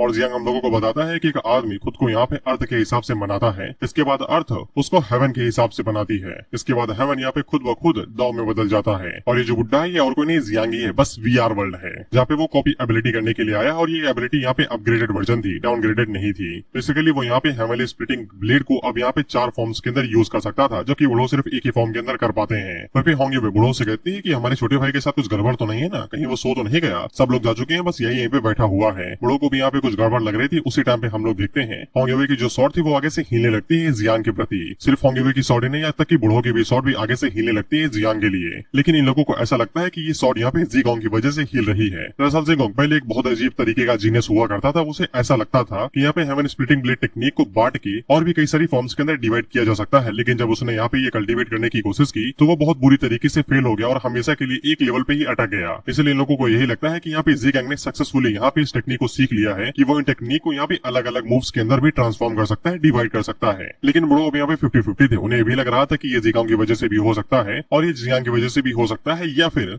ये टाइजो हॉल का एक इल्यूजन भी हो सकता है। फिर इसके बाद जियांग खड़ा हो जाता है और वो चढ़ाई के लिए आगे बढ़ने लगता है। होंगे हम लोगों को बताती है कि चढ़ाई के लिए काफी ज्यादा मेहनत करनी पड़ती है, लेकिन इसका पहला कदम यहाँ पे काफी ज्यादा टफ होता है, क्योंकि पहले कदम में यहाँ पे इल्यूजन दिखाया जाता है जो कि इंसान के लिए सबसे ज्यादा घातक होता है। हर एक सीढ़ी के लिए यहाँ पे अलग अलग नियम है, किसी पे इल्यूजन दिखाया जा पाए तो किसी पे प्रेशर दिया जाएगा और कोई हवा का झोंका देगा, बस ऐसे ही। कुछ लोग यहाँ पे जियांग के बारे में बात कर रहे थे कि ये भी चल रहा है, शायद से ये वो साइन को बराबर की टक्कर देगा। तो फिर जियांग अपने मन के अंदर सोचता है कि पहला टेस्ट यहाँ पे इल्यूजन टेस्ट होगा, इसलिए उसकी मेंटल स्पिरिट यहाँ पे मायने रखेगी, लेकिन उसकी मेंटल स्पिरिट इतनी ज्यादा नहीं है। और जियांग जैसे यहाँ पे पहला कदम रखता है तो फिर उसे यहाँ पे जेनगो को विजन आता है, जहाँ पे वो जियांग से बदला लेने के लिए आता है, ये कहते हुए कि तुम्हारी हिम्मत कैसे हुई मेरी 100 फैमिली की ग्रैंडसन को छूने की। इसके बाद वो एक ही स्लैश मारता है और यहाँ पे जियांग के पॉइजन को 2 टुकड़ों में बांट देता है, जिससे जियांग उड़ते हुए दूर जाके गिरता है। फिर फेंग भाई, ज़ीगोंग और टैंगजिन यहाँ पे उसकी मदद करने के लिए आए थे, लेकिन जेनगो उनके ऊपर एक स्लैश मारता है और उन्हें गाजर मूली की तरह काट के जियांग की आंखों के सामने उन्हें हमेशा हमेशा के लिए सुला देता है, जिसपे इसकी चीख निकल जाती है। इल्यूजन के बाहर का सीन हम लोग देखते हैं तो ये एक ही जगह पे तन गया था और कांपते हुए रो रहा था। तो ये दोनों जियांग की परिस्थिति देख रहे थे और वहीं पे बुढ़ो आगे से बताता है कि जियांग के लिए यहाँ पे ये टेस्ट काफी ज्यादा टफ होने वाला है। वो बाकी जीनियसेस की तरह नहीं है जिनके पास यहाँ पे सपोर्ट रहता है, रिसोर्सेस उन्हें मिल जाते हैं फैमिली की तरफ से, इसलिए वो इस फर्स्ट राउंड में काफी ज्यादा बेहतर करते हैं और उनकी मेंटल स्टेट यहाँ पे काफी ज्यादा अच्छी रहती है। पेपे जियांग बचपन से ही अकेले था और अकेले ही पला बड़ा है, इसलिए उसके लिए ये ट्रायल काफी ज्यादा टफ होगा। पेपे होंगयुवे को चिंता हो रही थी कि अगर जियांग यहाँ पे फर्स्ट पोजीशन हासिल नहीं करता है तो की शर्त की वजह से उसे यहाँ पे बैटल फील्ड में भेज दिया जाएगा, जहाँ पे वो मरेगा ये जेगा, ये उसकी स्ट्रेंथ के ऊपर डिपेंड करता है, चांसेस मरने के ज्यादा है बाई द वे। जिसके बाद हम लोग दोबारा इल्यूजन के अंदर आ जाते हैं तो इसने अपने घुटने टेक दिए थे। ये जेंगा उसे कहता है मार दो मुझे, मैं जहाँ भी जाता हूँ मौत लेके जाता हूँ, मेरी वजह से सभी लोग यहाँ पे मारे गए, ये तो कुछ ज्यादा ही मेंटली वीक है। अब ऐसे कौन हार मानता है बे, बट प्लॉट है भाई, प्लॉट है। इसीलिए अगले सीन में हम लोग देखते हैं कि यहाँ पे ऑल थिंग्स ऑफ ट्री आता है जो कि इस इल्यूजन को खत्म कर देता है। इससे जियांग इल्यूजन से बाहर आ जाता है और आगे से चिल्लाते हुए कहता है कि मैं इस इल्यूजन में कैसे फंस सकता हूँ, इतना ज्यादा कैसे घबरा सकता हूँ, क्योंकि तो मेंटली वीक है बे, इसलिए अब नौटंकी बंद कर चढ़ाई शुरू कर। और मैंने ये जो कठोर शब्दों में बोला, जियांग ये वाली चीज अपने लिए मोटिवेशनल टाइप में बोलता है और चढ़ाई शुरू कर देता है। और ये जैसे जैसे चढ़ाई करे जा रहा था तो फिर से हर एक सीढ़ी पे रिवॉर्ड मिलते जा रहे थे। रिवॉर्ड एकदम रैंडम थे, फ्रेगमेंट मिल रहा था, आइटम मिल रहे थे, इक्विपमेंट मिल रहे थे, ऐसी ही कई सारी चीजें। हालांकि जियान इनका इस्तेमाल यहाँ पे पैसे बेच के एसेंस खरीदने के लिए करेगा ताकि वो कीड़ों को पाल सके। वह जब भी यहाँ पे इल्यूजन वाला कोई भी अटैक होता है या फिर कोई भी ट्रिगर होता है तो यहाँ पे ट्री ऑफ ऑल थिंग्स उसे ब्लॉक कर देता है। तो प्लॉट आर्मर हुआ ना। फिर जियांग के पीछे जितने भी लोग थे उन्हें जियांग से ज्यादा उम्मीद नहीं थी, क्योंकि वो पहले इस सीढ़ी पे रो दिया था तो बाकी सीढ़ी पर तो वो हक भी देगा। जियांग को ये बातें सुनाई दी जाती है और उसके लिए ये छुरी की तरह थी, इसलिए वो सोचता है कि जलवा दिखाना पड़ेगा। फिर होंगी पे बुढ़ो से कहती है, इस तरीके से मुझे लगता है कि यहाँ पे हमारा छोटा भाई अपने लिए 10th स्पॉट को भी होल्ड कर पाएगा। जिस हिसाब से वो चल रहा है ऐसा लगता है कि वो सीधा 11वें या फिर 12वें नंबर पे ही मिलेगा। लेकिन तभी जियांग आगे से जलवा दिखाता है और ये सीढ़ी एकदम मन मौजे तरीके से पास कर रहा था, सीढ़ी बजाते हुए। इस पे इन लोगों की चीखें निकल जाती है कि अभी ये तो हगे दे रहा था, अब अचानक से ये गाना बजाते हुए क्यों जा रहा है। पर पिवलू और हान क्यू के बगल से भी निकलता है और वो इन्हें शुक्रिया कह के जाता है, जिसपे ये फिदा हो जाती है, कुछ तो काम करो भाई, कि सिर्फ लौंडे के पीछे ही भागती फिरोगी, कुछ तो काम धंधा करो। फिर होंगवे को यकीन ही नहीं होता, वो आगे से कहती है कि यहाँ का सिस्टम हैंग हो गया, मैं बता रही हूँ, ऐसा हो ही नहीं सकता कि ये साला सीढ़ी बजाते हुए सीढ़ियां चढ़ने लगे, वो भी बिना प्रेशर के। जिसपे बुढ़ो भी आगे से यही कहते हैं, मैंने भी ये चीज कभी भी नहीं देखी। इसके बाद हम लोग जियांग को देखते हैं जो कि दो लोगों के बगल से निकलता है, तो वो दोनों आगे से कहते हैं कि ये पक्का हरामी डीमन मानुसी है ना, या फिर मैं इल्यूजन में फंस चुका हूँ, ये हमसे आगे कैसे जा सकता है। फिर जियांग की नजर 3 की तिकड़ी पे पड़ जाती है जो कि यहाँ पे 299 सीढ़ी पे थे और इस पैलेस पे शायद से 1007 सीढ़ी के आसपास है, जहाँ तक मुझे याद है पढ़ के आया हूँ भाई। बुढ़ो आगे से कहते हैं कि 300 सीढ़ी के बाद में इनकी अग्नि परीक्षा शुरू होगी और वो अग्नि परीक्षा यहाँ पे टॉप 3 जीनियसेस भी पार नहीं कर पाते हैं, उनके लिए भी ये कठिन होता है। इसमें होंगी वे आगे से कहती है कि पता नहीं ये लोग कितना आगे तक जा पाएंगे, मैं बस यही देखना चाहती हूँ। इसके बाद ये तीनों जब पीछे मुड़ के देखते हैं तो फिर इनकी नजर जियांग के ऊपर पड़ती है और वो संग आगे से कहता है कि तुमने मुझे निराश नहीं किया। इसके बाद जब वो यहाँ पे अपनी पावर को रिलीज करता है तो फिर जियांग को महसूस होता है कि इसके पास भी यहाँ पे शायद डिवाइन लेवल का टैलेंट है जिसको इसने अभी तक छुपा के रखा था, क्योंकि इसकी स्ट्रेंथ पहले से और भी ज्यादा बढ़ गई है। इसके बाद हम लोग वो संग को देखते हैं जिसको जंजीरों ने लपेटा हुआ था, लेकिन वो उनको तोड़ते हुए 300वीं सीढ़ी के ऊपर कदम रख लेता है, जिससे वहाँ पे पर्पल कलर का ऑरा निकलता है, लेकिन वो संग उसे अब्सॉर्ब कर लेता है। इस पे ये दोनों हैरान हो जाते हैं और ये लोग बहुत ज्यादा हैरान थे कि यहाँ पे वो संग ने 300वीं सीढ़ी को इतनी जल्दी ही रीच कर लिया बिना किसी दिक्कत के। फिर वो संग पीछे मुड़के यहाँ पे खासकर जियांग से कहता है कि 300वीं सीढ़ी को यहाँ पे सबसे ज्यादा कठिन माना जाता है, इसलिए अगर तुम अभी तक पूरी तरीके से तैयार नहीं हो तो फिर तुम्हें पीछे रह जाना चाहिए, क्योंकि इसके लिए सोल स्ट्रेंथ भी काफी ज्यादा जरूरी होती है। और वो जियांग से कहता है कि उसने अभी तक यहाँ पे ब्रेक थ्रू भी नहीं किया है, इसलिए वो चाहे तो वापस लौट सकता है और उसकी फाउंडेशन में भी कमी है, वो यहाँ पे दोबारा आ सकता है जब वो ब्रेक थ्रू कर ले। लेकिन अगले ही पल हम लोग देखते हैं कि जियांग बड़े आराम से 300वीं सीढ़ी के ऊपर चढ़ जाता है एकदम नॉर्मल तरीके से, जिसपे सभी की आंखें बड़ी हो जाती हैं। और वहीं पे जियांग वो संग से कहता है, भाई मजाक न करो, नहीं ये ईंट उठा के मुंह पे मार दूंगा मैं, इतना ज्ञान पी रहे थे साला, मैं झटके में आ गया, सांस तक नहीं ली मैंने। लेकिन वो संग का चेहरा बता रहा है कि वो कितना ज्यादा हैरान है और कितना ज्यादा गुस्से में है। वो संग ने अपनी तशरीफ की पूरी ताकत लगा दी सिर्फ सीढ़ी के ऊपर आने के लिए, वहीं पे जियांग बड़े आराम से चला आया। खैर इस सीढ़ी पे चढ़ने के बदले में जियांग को यहाँ पे ओरिजिन क्रिस्टल दिया जाता है, ये उसके कीड़ों के लिए कुछ भी काम का नहीं है, लेकिन वो यहाँ पे ये ज़िगैंग को दे सकता है, जिससे वो यहाँ पे अपनी अवेकनिंग को दोबारा रिस्टार्ट कर सकता है, क्योंकि वो काफी टाइम से एक ही लेवल पे अटका हुआ है। और वैसे भी यहाँ पे जियांग ने उसे वादा दिया था कि वो उसके लिए यहाँ पे एपिक टायर का सेट लेके आएगा, लेकिन ये क्रिस्टल से ज्यादा कीमती है। इसके बाद हम लोग यहाँ पे 9 को देखते हैं जो कि कुछ ज्यादा एक्साइटेड थी और वो जियांग से कहती है कि आगे बढ़ो, जल्दी चढ़ाई करो यार, मुझे भूख लगी, खाना खाना है। जियांग उसे पूछता है तुम्हें क्या खाना है भाई, तो 9 आगे से बताती है टाइजू हॉल का स्टील। जियांग उसे कहता है मैंने कहा था ना लोहा ना खाना, लेकिन इस बार 9 की तलब कुछ ज्यादा ही थी, इसलिए वो खुद अपनी पावर्स का इस्तेमाल करती है और जियांग को जानबूझ के एकदम घसीटते हुए ऊपर चढ़ाने लगती है। इसको देख के इन तीनों के पैरों तले जमीन खिसक जाती है। आगे से कहते हैं ये हम कहाँ दिख रहे हैं, हमारी आंखें तो अंधी नहीं हो गई, ये साला इतनी तेज भागते हुए जा रहा है, इतनी तेज हम नहीं चढ़ पाते। लेकिन वो संग का ईगो उसकी स्ट्रेंथ से ज्यादा था, उसे बिल्कुल भी मंजूर नहीं था कि जियांग इतनी तेजी आगे बढ़े, इसलिए वो यहाँ पे अपनी पावर को रिलीज करता है और अपनी ट्रू सेल्फ को रिलीज करके तेजी के साथ आगे बढ़ने लगता है और इसके हाथ आ जाते हैं। इसको देख के बाइफेंग आगे से कहता है कि साले ने यहाँ पे अपनी गॉडली बॉडी को भी अचीव कर लिया। इसके बाद इससे भी सहन नहीं होता है कि इसका भी ईगो कुछ ज्यादा ही हाई था। ये आगे से कहता है इनकी माँ का साला ये मुझे पीछे छोड़ के जा रहा है, मैं इन सभी को मार दूंगा। इसके बाद वो आगे से यहाँ पे डीमन गॉड ब्लड लाइन को एक्टिवेट करता है स्टे इन दी हेवंस, जिसके बाद वो भी तेजी के साथ आगे बढ़ने लगता है। वहाँ पे जिनको हम लोगों ने पहले देखा था, जिनकी मुलाकात जियांग से हुई थी, जो कि कह रहे थे कि हम इल्यूजन में तो नहीं है ना, ये भी यहाँ तक आ गए थे और ये दिन ही इन तीनों को देख के हैरान हो गए थे। आगे से कहते हैं ये कैसे जानवर पाल रखे हैं भाई हम लोगों ने, साला छोटी छोटी बातों पे गुस्सा आ जाते हैं। और वो दोनों यहाँ पे टांगिन से कहते हैं कि कह दो कि तुम इनकी तरह नहीं हो, हम तुम्हें बीवी की तरह देखते हैं, प्लीज कह दो, पता चले किसी दिन खाने में नमक कम रहे हो तुम मेरा सर फोड़ दो। इस पे टांगिन पीछे मुड़ के कहती भी है कि वो एक असैसिन है, वो उनके साथ कैसे खुद को कंपेयर कर सकती है। इसमें ये दोनों को बहुत ज्यादा खुशी होती है। आगे से कहते हैं हमें पता था कि तुम अच्छी दिल की हो, लेकिन हम लोग टांगिन को देखते हैं जो कि अपने आप को सांप में बदल लेती है और ये भी फुर्ती के साथ आगे बढ़ने लगती है एकदम तेजी से। इस पे ये दोनों एक दूसरे को गले लगा लेते हैं, कहते हैं भाई तू धोखा न दे दियो, नहीं तो मैं जहर खा लूंगा। इस पे दूसरा वाला भाई आगे से कहता है नहीं दूंगा यार, इस काली दुनिया में सिर्फ हम ही एक दूसरे का सहारा है। हम लोग होंगे हुए को देखते हैं जो कि यहाँ पे जियांग की परफॉर्मेंस को देख के काफी ज्यादा एक्साइटेड हो गए थे, क्योंकि जियांग ने यहाँ पे कई सारे जीनियस को मजबूत कर दिया है अपनी पावर दिखाने के लिए, ताकि वो उसके साथ कम्पीट कर सके। इस पे बूढ़ों को काफी ज्यादा गर्व हो रहा था। तो पे होंगे हुए आगे से कहती है कि पलक झपकते ही जियांग तो यहाँ पे एकदम हॉल पे ही पहुंच गया बिना किसी दिक्कत के। हम लोग जियांग को देखते हैं और वो जैसे यहाँ पे टॉप पे पहुंचा ही था कि उससे पहले ही वो यहाँ पे एक स्टील पिलर की तरफ जाता है और उसे किडनैप कर लेता है। और हुए जियांग की तरफ देखते हैं तो जियांग यहाँ पे अपने सही सारे बच्चों को रिलीज करता है और एक झटके के अंदर यहाँ पे उस पिलर या फिर मूवमेंट को चारों तरफ से घेर लेते हैं। ये स्टील का ही बना है। वहाँ पे होंगे हुए को कुछ भी समझ में नहीं आ रहा था कि जियांग ने यहाँ पे 9 मियास्मा विंग्स को क्यों रिलीज किया और वो सभी यहाँ पे टाइजो स्टील के आसपास क्यों मंडरा रहे हैं। और ऐसा माना जाता है कि ये टाइजो स्टील काफी ज्यादा मिस्टीरियस है और कई सारे ड्रीमर यानी कि चढ़ने वाले यहाँ पे इसके पास लाइटमेंट के लिए आते हैं, यानी कि ज्ञान और बुद्धि के लिए। लेकिन पलक झपकते ही वो स्टील यहाँ से गायब हो जाता है। बिहार तो बदनाम है, असली चोर तो ये लोग हैं। साला चुटकियों में पिलर ही गायब कर दिया, वो भी रातों रात नहीं दिन दहाड़े।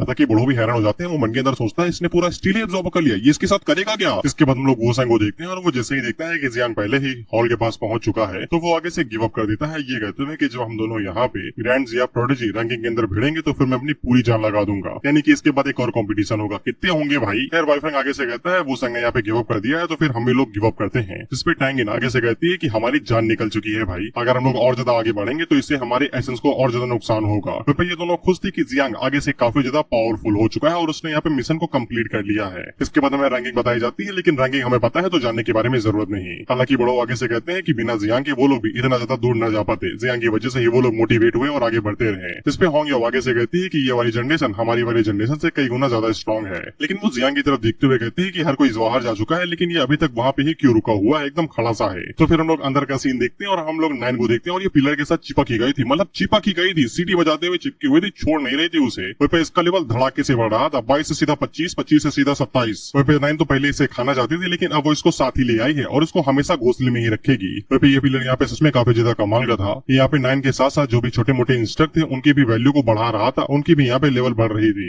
इससे जियांग को समझ में आ जाता है कि ये स्टील पिलर यहाँ पे 9 मियास्मा विंग के साथ कनेक्टेड है। इसके बाद हमें टाइजो स्टील के बारे में बताया जाता है जो कि ओरिजिनेटेड अबायस के अंदर ही बना था, जो कि अबायस की एकदम गहराई वाली जगह पे बना था। वहीं का ये आर्टिफैक्ट है और इसको यहाँ पे अबायस का कोर भी समझा जा सकता है, जो कि एक एसेंस है, क्योंकि ये टाइजो स्टील पिलर यहाँ पे अबायस से आया है। वहीं पे 9 अबायस की रूलर है, इसलिए दोनों के बीच में काफी अच्छा कॉन्टैक्ट और कनेक्शन बन चुका है। उसी टाइम पे जियांग के पास नोटिफिकेशन आता है और उसे बताया जाता है कि उसे टाइजो रियलम का मास्टर मान लिया गया है, अब वो बिना किसी दिक्कत के यहाँ पे आ जा सकता है। जियांग आगे से कहता है ये बड़ी अच्छी बात कही आपने, पर वो भी यहाँ पे हॉल को एक्सप्लोर नहीं कर सकता है, नहीं तो लोगों को शक हो जाएगा, साले पहले ही हो चुका है, हो गया जाएगा। इसलिए वो बिना किसी देरी के हॉल से बाहर आ जाता है, लेकिन रास्ते के बीच में बुढ़ो उसे पकड़ लेते हैं। ये कहते हैं कहाँ चले भाई साहब, तुम हमारे साथ चलोगे हगने, चलो हमारे साथ। और वो उसको रास्ते के बीच में ही किडनैप कर लेते हैं। वहीं पे इन लोगों को खुशी हो रही थी, आगे से कहते हैं अच्छा किया साले को ले जाते हुए यहाँ से, साले की पीठ पे 2 गुद्दे मारना मेरी तरफ से, साला जब से आया तब से हम जीनियस को यहाँ पे छठी का दूध याद दिला दिया है। इसके बाद हम लोग बुढ़ो को देखते हैं जो कि यहाँ पे जियांग से कहते हैं कि जिया के अंदर 3 इनविजिबल फिगर्स हैं, जिनमें से पहले एक हम लोग देख चुके हैं, वो संग का बुढ़ा दादाजी जुआन जी, बाकी 2 के बारे में आगे बताऊंगा। और इन दोनों में से एक ड्रीमर है जो कि यहाँ पे उस स्टील का इस्तेमाल सिर्फ लाइटमेंट यानी कि बुद्धि पाने के लिए ही करती है, लेकिन जियांग ने यहाँ पे अपने 9 मियास्मा विंग्स का इस्तेमाल करके पूरा का पूरा पिलर ही निकाल लिया। वो तुमने कैसे किया ये बताओ। फिर जियांग की बुद्धि उसे बताती है कि इन्हें 9 मियास्मा के बारे में पता चल चुका है, ये पक्का मुझे मारने के लिए ही आए होंगे। इस पे बड़ों से कहते हैं घूर क्या रहे हो यार, साला तुम्हें क्या लगता है कि तुम यहाँ पे 9 मियास्मा को पॉइजन के अंदर बदल के हर किसी को बेवकूफ बना दोगे क्या।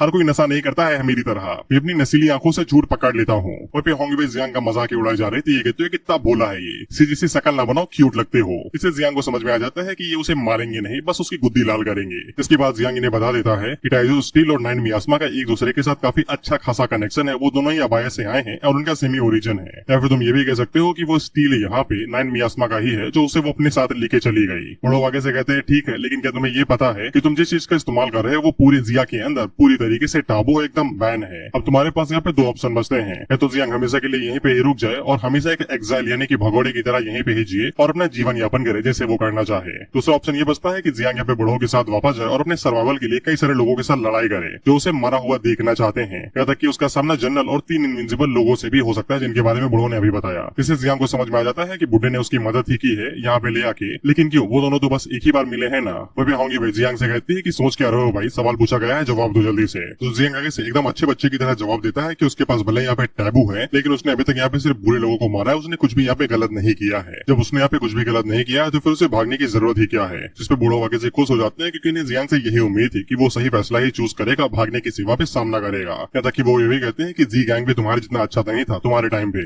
इसमें जियांग बूढ़ो से पूछता है कि ये जी गैंग कहाँ से आ गए भाई। इस पे होंग यूबे आगे से बताती है कि अब से मैं तुम्हारी junior sister sorry senior sister और जी गैंग तुम्हारा जूनियर ब्रदर बिग ब्रदर हुआ, क्योंकि हम दोनों ही यहाँ पे फर्स्ट एंड सेकंड डिसाइपल हैं बूढ़ो के। इसके बाद में जी गैंग की एक और कहानी पता चलती है कि शादी तुड़वाने के बाद में उसे यहाँ पे कैंप से बाहर भिजवा दिया गया था। हालांकि बूढ़ो उसकी मदद करना चाहते थे लेकिन जी गैंग ने आगे से मना कर दिया क्योंकि वो बूढ़ो को यहाँ पे खींचना नहीं चाहता था। इसलिए जी गैंग को यहाँ पे सिटी छोड़ के जाना पड़ा और उसे सिटी के अंदर दोबारा कभी घुसने भी नहीं दिया, सिर्फ सौ फैमिली की वजह से। बूढ़ो यहाँ पे जियांग से कहते हैं कि तुम्हें चिंता की बिल्कुल भी चिंता नहीं करनी है, कोई फर्क नहीं पड़ता है कि वो लोग कितने पावरफुल और उनके पास कितने जनरल्स हैं। जब तक तुम्हारी कर्म इच्छा एकदम साफ है तो फिर तुम्हें किसी से भी डरने की जरूरत नहीं है और मास्टर और डिसाइपल होने के नाते हम एक साथ ही वहाँ पे जाएंगे और मैं तुम्हारे लिए रास्ता बनाऊंगा। अगर हमारे बीच में कोई भी आएगा तो मैं उसके हाथों को काट दूंगा। इस पे जियांग को समझ में आ जाता है कि बुड्ढा ही है उसका असली मास्टर, इसीलिए वो तुरंत घुटने टेक के यहाँ पे उसे सलामी ठोकता है, मालिक बचा लेना। इसके बाद हम लोग देखते हैं एकदम गंभीर मीटिंग को जहाँ पे इस बारे में डिसाइड होगा कि जियांग के टुकड़े टुकड़े करके उसे कीड़ों को खिला देना है या फिर उसे जिंदा रखना है। हमें यहाँ पे कई सारी फैमिलीज के नाम बताएंगे और ये सब यहाँ पे डिसाइड करेंगे क्या होगा क्या नहीं होगा। अब तुम बस इतना जान लो यहाँ पे लू और मू हानक्यू की फैमिली ही यहाँ पे जियांग को सपोर्ट करती है, बाकी सभी लोग यही चाहते हैं कि जियांग की गर्दनें उड़ा दी जाए। वहीं पे जब मू हानक्यू और लू की फैमिली थोड़ा सा फोर्स करते हैं उन्हें कि हम तुम्हारे साथ कोई भी रिश्ता विस्ता नहीं करेंगे, तो जैसे ही पकड़ यहाँ पे ढीली होने वाली थी कि जियांग को छोड़ देते हैं, इतना भी बुरा बच्चा नहीं है, लेकिन उसी टाइम पे यहाँ पे जेन गाओ आ जाता है जो कि आगे से चीखते हुए कहता है कि जियांग चेन वो यहीं पे ही मरेगा, अगर कोई भी इसके बीच में दखल देने की कोशिश करेगा तो फिर सबसे पहले उसे मुझसे होके गुजरना पड़ेगा। हम लोगों ने डुआन को पहले भी देखा था तो डुआन उससे कहता है कि धीरज रखो यार, पर फिर डुआन अपने कदम पीछे ले लेता है और वो बड़ों से कहता है बड़ो अब तुम राम भरोसे, हम तुहार मदद नहीं कर सकी। गर्मा गर्मी का माहौल में बीच में पीस के यहाँ पे चक्की आटा नहीं बनना चाहता। इसके बाद हम लोग जी गैंग की गैंग को देखते हैं और ये भी उसी जगह पे आ चुके थे जहाँ को हमने पहले भी देखा था। अब यहाँ पे ये जियांग जेन के वापस आने का इंतजार कर रहे थे और ये लोग पूरी तैयारी के साथ आए थे क्योंकि यहाँ पे जेन गाओ भी अपनी आर्मी लेके आने वाला है ना जियांग के ऊपर हमला करने के लिए, तो ये लोग यहाँ पे उसे प्रोटेक्ट करने के लिए आए हुए थे। ये एकदम तैयार थे कि जान भी दे देंगे जियांग के लिए, साले 2 ही दिन हुए मिले हुए उससे, काहे जान दे रहे हो फालतू में, but they don't care. Tang जिनको कुछ भी नहीं होना चाहिए, बस इतना याद रखना तुम लोग। इसके बाद हम लोग देखते हैं कि बड़ो सभी लोगों को वापस लेके आ जाते हैं, तो फिर हम लोग जेंगाओ को देखते हैं जो कि अपने लोगों से कहता है टारगेट आ गया, अबे निशाना लगाओ यार, तुम्हें किस लिए पाला है मैंने। तो फिर ये सभी अपने पास से क्रॉस बो निकालते हैं। वैसे ये गॉडली क्रॉस बो था, इसका निशाना कभी भी नहीं चूकता, वो तो अभी बाद में ही पता चलेगा। हम लोग यहाँ पे होंगे और बड़ो को देखते हैं और उन्हें पता था कि यहाँ पे एकदम लड़ने के लिए जंग रेडी हो रखी है, बस थोड़ी बहुत आग की जरूरत है। और भी होंगे लड़ने के लिए रेडी थी क्योंकि वो जी गैंग भी शादी वाले टाइम पे लड़ नहीं पाई थी, तो ये थोड़ा सा हिसाब किताब बराबर करना चाहती थी। बड़ो भी आगे से कहते हैं कि लड़ाई करते हैं ना यार, हम लोगों ने कौन सा चूड़िया पहन के रखा है। इस पे होंगे उसे कहती है कि तुम्हें भी लड़ने की खुजली हो रही है ना बड़ो। बड़ो आगे से कहते हैं इज्जत से नाम लो मेरा। इसके बाद होंगे जियांग की तरफ देखती है तो एकदम मंद मोहक चुपचाप खड़ा था। हमें पता चलता है ऐसा इसलिए क्योंकि यहाँ पे 9 दोबारा रिप्रोडक्शन कर रही थी और उसने इस बार यहाँ पे 5 लाख बच्चों को जन्म दिया है। ऑफ कोर्स इसमें कुछ कीड़े और भी हैं जो छोटे मोटे कीड़े हैं, वो भी तो बच्चे देंगे ना। सबको मिला के यहाँ पे 5.11 मिलियन 9 मियास्मा विंग से पैदा हुए हैं। जियांग इतनी तादाद को देख के हैरानी हो जाता है। वो आगे से कहते हैं कि साला 3rd जनरेशन के अंदर इतनी ज्यादा तो फिर 4th जनरेशन में कितने होंगे। लेकिन उसी टाइम पे होंगे यहाँ पे जियांग को उठा देते हैं, ये कहते हुए कि वो लोग पूरी फोर्स के साथ आए हैं, लेकिन चिंता न करना, हमारे साथ वो तुम्हारा बाल भी नहीं उखाड़ पाएंगे। लेकिन जियांग को उनसे डर नहीं लग रहा था। वो आगे से बताता है कि वो यहाँ पे जीकोंग और बाकी लोगों से मिलना चाहता है और उन्हें उनकी गिफ्ट देना चाहता है। होंगे उससे कहती है जाओ ना, हम लोग तक यहीं पे रुके हुए हैं। इसीलिए जियांग उड़ते हुए उस साइड पे जाता है और फिर तक सभी लोगों को पता चल चुका था कि जियांग के पास यहाँ पे टाबू स्किल्स है, टाबू फॉरबिडन जोन्स हैं। इन लोगों को यह लगता है कि जियांग ने यहाँ पे टाबू की मदद से ही बिहान को हरा पाया था और उसे मार पाया था, नहीं तो कभी भी जियांग ये कुछ भी ना कर पाता।